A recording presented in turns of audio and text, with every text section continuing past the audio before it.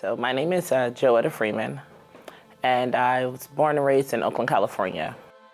I became a mother at an early age. I got pregnant at 19. I had my first daughter at 20 years old. As life went on, her father moved away before she was barely 2. And I went on a journey to figure out what motherhood was about.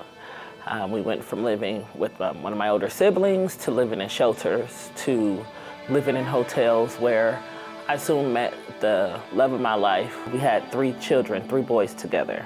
I fell in love with him, which I thought love was providing and giving and being submissive and accepting anything that your partner dishes out. Went through a lot of domestic and mental abuse, which led me on a path of destruction within, which I didn't realize. I was so beautified on the outside, but I was messed up within. By the time my twins were 3, he packed up and left.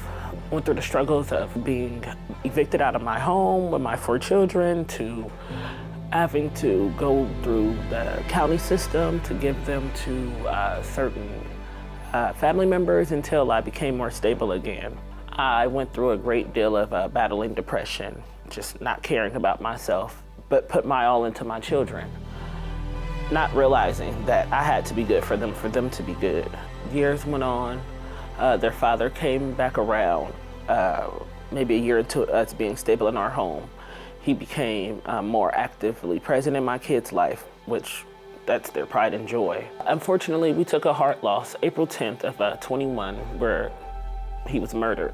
I start suppressing my pain and the anger and the things that I was experiencing. I was coping.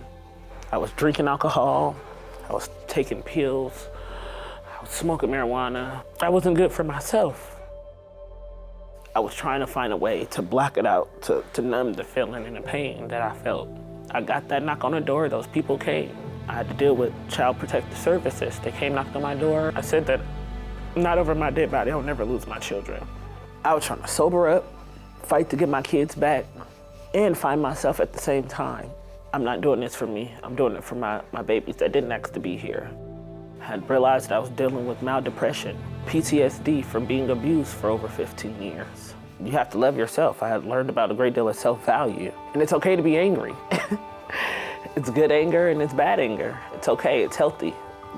It's just how you find a way to release it. As I've been a part of Serenity House, I was able to tell my story over the class through Zoom. During that time, Ms. Paula brought up SWB class, which is a Serenity Wellness Business course. It's a cohort that I signed in. I have an LLC, which is called Clean and Shine Design. It's always been my passion to build a janitorial business. With the help of the women here, I've been able to successfully grow, build more self-confidence, and just get back into the work field. I didn't stop fighting. Went through a lot of changes. My main goal is to get my children back. Literally just a few weeks ago, I went into the court before the judge, and they granted me my 3 boys back home with me, which is like the biggest blessing in life.